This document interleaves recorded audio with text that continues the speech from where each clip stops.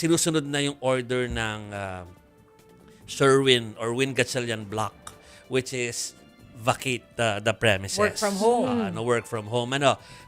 So kahit na naglabas din si Senator Cayetano ng kanyang sariling memo kung saan ay meron din siya mga sariling mga tagubilin. Ano po mga kapatid? So alamin natin kung ano na ba talaga yung nasusunod sa dalawang yan.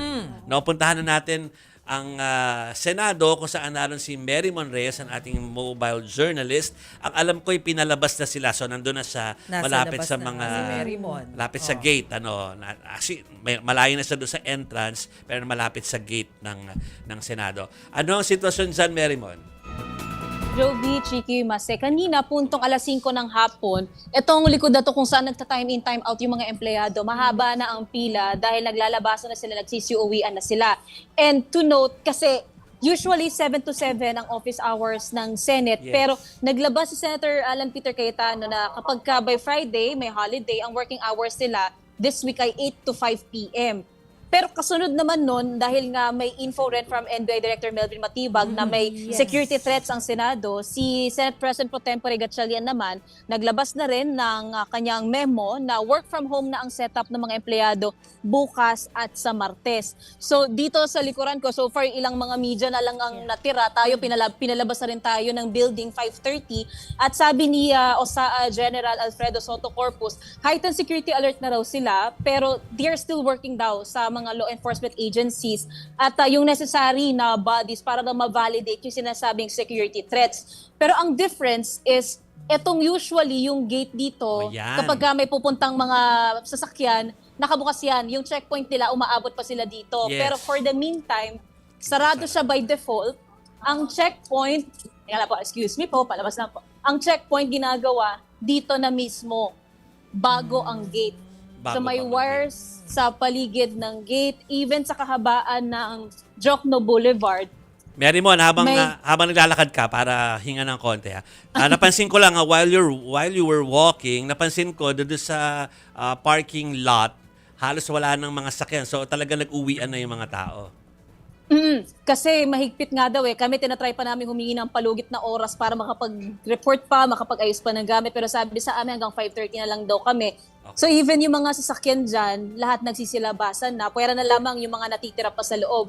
So even dito may wires sila sa kahabaan ng Jokno Boulevard. Etong mga pulis na nandito, hindi naman na ito bago kasi ever since nagpakita si Senator Bato de la Rosa, may shifting na rin sila. Plus, yung hindi umaalis pang grupo, yung supporters ito ni VP Sara Duterte, ni Senator Alan Peter Cayetano, and anti-impeachment sila. And yung huling nasabi nila sa akin was, hindi raw sila aalis hanggat hindi raw nare-resolve yung mga issue na pinapalibutan ang Senado as of today. Pero for Senator Gatchalian, wala pa siyang bagong info kasi ang sabi pa sa atin so far, nakikipag-usap pa raw sila to ensure yung necessary steps para raw hindi mangyari itong sinasabing security threats. Jovi, Chiki, Mase. Mary Mon, so dahil nga pinakita natin kanina, dalawa yung memo, one from Acting Senate President Gatchalian and one from Senator Cayetano, ano yung kinilala ng mga employees? Ano yung sinunod nila? Actually, Mase, nagtatanong ako, marami ako pinagtanungan. Iba-iba ang sinasabi nila. Yung iba, lumabas na sila for their safety at nagkataon din naman daw, may nasabi ring 5 o'clock PM lang daw sila for today. Yung iba naman, sinasabi, flexible naman kasi yung hours nila. For example, kung senatorial staff, yung iba pwedeng maaga, pwedeng late umuwi, pero dahil nga nakita nila may security threats daw or risks to their safety, pinili na rin nilang umuwi ng maaga. So dahil sinasabi din naman daw ng mga senador, especially for example sa majority block, na may intel nga raw, so pinoprioritize nila yung safety nila sa ngayon. Pero may mga nalilito pa rin talaga kung alin dun sa dalawa, pero ang common grounds nila or denominator nila, gusto raw nila maging safe muna. Ano daw ba yung particular na threat na sinasabi ng NBI, Mary Mon?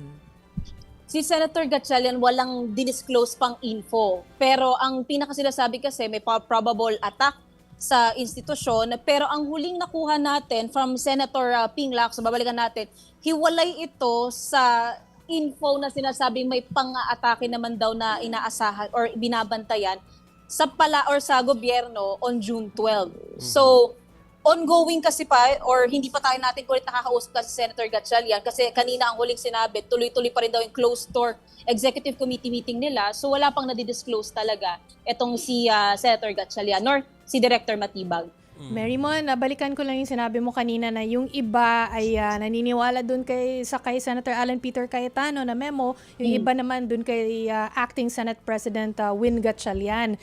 Since alam naman ng lahat na kinikilala ng Malacanang na Acting Senate President si Senator Win Gatchalian and even the House of Representatives, ano yung profile o sino tong mga to na kinikilala nila si Senator Alan Peter Cayetano kasi dun nga sila sumunod?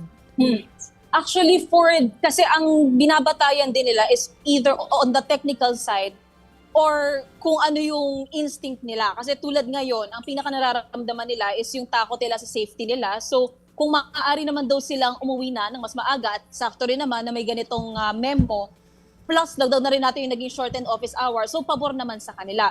Pero technically speaking, ang in-office na rin kasi ngayon at kinikilala na rin ng Civil Service Commission, si Senator Gatchalian, yung liderato ni Gatchalian. Even ang palasyo, ito ang kinikilala, ang House, ito ang kinikilala, even yung Senate website na hawak ng Senate Secretariat din or yung iba pa dito, kinikilala na as pro tempore, si Gatchalian. Si Senator Cayetano, senador na. Yun nga lang, yung very conflicted din siya even for us dito sa media kasi while ongoing na yung trabaho ng opisina or yung liderato ni Gatchalian, ina-assert pa rin ni Senator Cayetano na sila pa rin yung lehitimo. Kaya even yung suggestion niya na mag-share sila ng signature si Senator Gatchalian, yun yung isang pinupush niya. Pero so far on the camp naman or on the side naman of Senator Gatchalian, hindi ni-reject daw nila, hindi naman nila ito tinanggap. So, sa pagdating on the technical side, itong Gatchalian block ang nanunungkulan. Yeah. And ang nakausap ko naman sa mga OSAA dito, marami akong kinausap na personnel ng OSAA. Ngayon, under command sila ni General Corpus, hindi raw ni General Parlade. So, yun ang malinaw as of now. Okay. Meron bang skeletal force na naiwan sa Senado ngayon? Aling mga departamento ito? So far kasi ang huli nating nakitang naglalabasan ay yung maintenance staff sa loob ng Senate building. Pero ang sabi kasi ni General Corpus, lahat daw lilibutin muna nila. And ang tinitingnan talaga nila dito, while they're still validating, is yung kung kakailanganing wala na muna talaga sa Senate premises na tao, just to be sure lang sa safety nila. Pero ngayon kasi ang nakita pa natin na nanatili pa dito sa loob is more on the security personnel side na. Pero yung mga staff, yung huli natin nakita, puro maintenance na lang yung natitira. Okay. Before, meron pa akong tanong tungkol doon sa vicinity, Mary. Ino-note ko lang na alam ko natatalo tayo kung anong faction ngayon yung functioning talaga. No? Kung kaninong leadership yung gumagana. Pero ang alam natin, nag-meeting na ng SONA kanina sa House of Representatives, di ba, Marymon? At ang dumalo doon ay yung kinatawan ng faction ni Senator Win Gatchalian. So yun ang pumunta doon for the meeting, ng organizational meeting for the SONA na mangyayari sa July, mga kapatid. So that's one input dyan. Kanina, while kausap ni Chiki si Marymon, piniplayback yung mga earlier shots ni Marymon. So may mga tanong lang ako doon. First, yung barbed wire na nandiyan sa mga gate. Bago bang kabit yun o nakikita mo na yun dati na talagang may mga barbed wire doon sa gate? Jovi, lumulubog, lumilitaw yung Okay. barbed wire. Kasi parang on regular days, kumbaga walang lockdown, normal operations ng Senado, walang barbed wires. Nung huling nagkaroon ng mga rally dito, nung nagpatuloy yung quote-unquote hearing ng Blue Ribbon nila Cayetano, mahigpit din yung mga barriers na nandito kasi marami ring tao during that time. Then sa ibang araw, wala. Pero ngayon ulit, naglabasan na itong mga barbed wires sa paligid ng Senado. Doon sa pinanggalingan mong main entrance ng Senate dyan sa side na yan, nakababa na ba yung roller gate or ano pa, nakataas pa? Sa huling doon sa pintuan mismo, hindi pa so far. Glass Hindi pa. doors pa rin naman siya. Glass doors pa rin. Okay. Tapos kanina hindi ko alam kung mga guest yun, pero parang feeling ko sila yung sinasabi mo na mga supporters ni VP Sara at saka yung mga anti-impeachment. Nandun sila sa may banda doon nang tinuturo mo pero meron kang video earlier. So, ganun ba usually yung number nila? Siguro mga nasa less than 100? Dumadami sila. Dumadami sila. Ang sabi kasi nila sa akin, is yung iba, uuwi, babalik. Okay. Usually kasi pagka umaga, nililigpit muna nila yung setup nila, yung stage nila, yung sound system nila, yung props nila. Pero tulad na sinabi kanina, 6 p.m. daw onwards, magpo-program na sila ulit. So, hinihintay din daw nila yung ibang kasama nila, yung iba riders daw, yung iba may sasakyan, pupunta, dadayo raw sila dito. So may event pa dyan talaga. Okay. So, naku, may cover pa pala si Mary Mon. Meron bang mga paalala, Mary Mon, para sa mga pupunta dyan mamaya o even regular people na dadaan dyan? Nako, ang pinaka nakikita natin sa ngayon kasi so far hinihintay pa natin yung directives for the outside premises of the Senate. Pero para sa mga kapatid natin, so far wala pa namang road closures or whatnot sa paligid ng Senado dito sa Jokno Boulevard, papuntang Ross Boulevard, wala pa naman so far. At yung presensya pa naman ng daloy ng trapiko, normal pa rin naman siya as usual. Teka, iano ko lang yung camera. Sorry po sir, makikita ulit. Thank you po.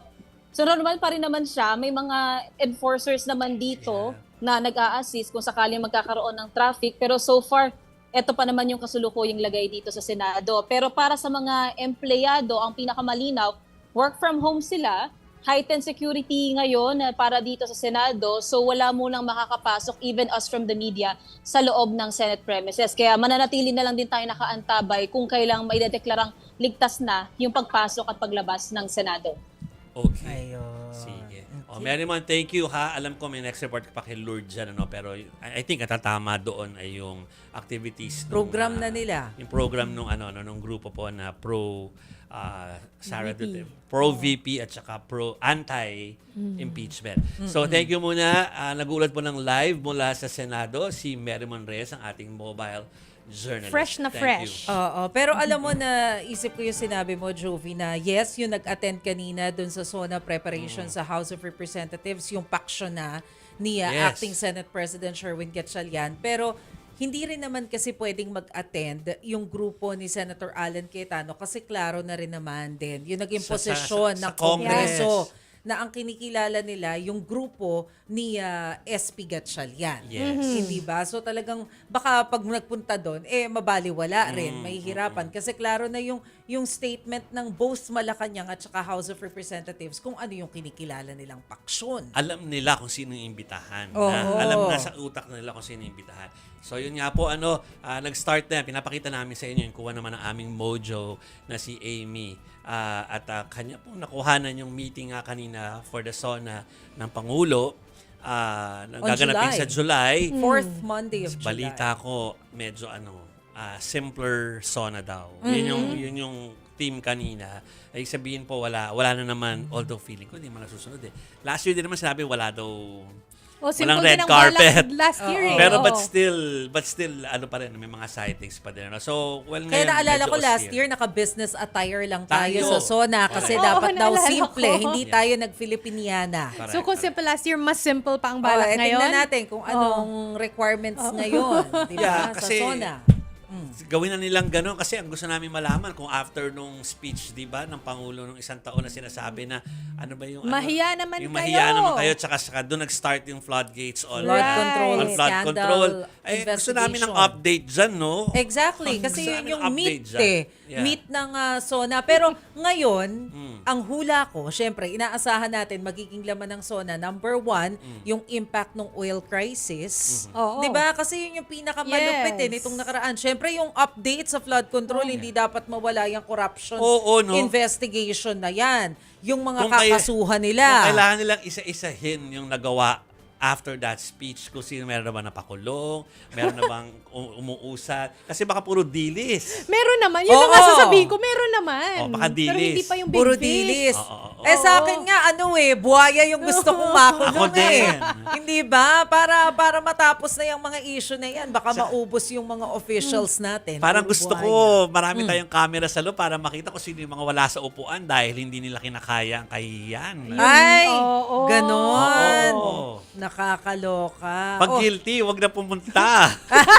Kasi mahihiya. Dapat. Oo, kasi Dapat. hiya yung Oh. di ba? Hiya yung soundbite. Pero dun ewan ko eh. lang ha, kasi last year Mahiya pumalakpak naman silang kayo. lahat, di ba? mahiya Oo. naman kayo. Paano yan kung halimbawa yung dapat mahiya, kailangan ng numero? Oo, sa bagay din. Ay, tanong lang naman yung Tingnan sa natin. akin, di ba? Kaya Lalo nga. na ngayon, sabi ni Senador Alan Peter Cayetano, meron daw 2 upper chamber, Senate of the Philippines at saka Senate of Malacanang. Oo. O, Pero diba? Senate of dinefine daw DDS sa inyo. daw. Dinefine sa inyo eh. Oo, Kung, in-explain kung ano lang talaga ang dapat. Yes, Yeah. sabi ni Yuse Claire Castro kanina, hindi. Iisa lang ang upper chamber. We only have the Senate of the Philippines under acting Senate President Sherwin Gatchalian. Oh. So wala daw constitutional crisis, wala daw confusion yun kasi malinaw daw Oh, sabi- kung ano yung liderato ng Senado. Kung merong ano yun, Senate of the Philippines at Senate of ano? Malacanang. Oo, meron naman daw sabi ni Senator Erwin Tulfo, Senate of DDS. Oh, meron Senator din. Raffy Tulfo pala yun, sabi. Oo.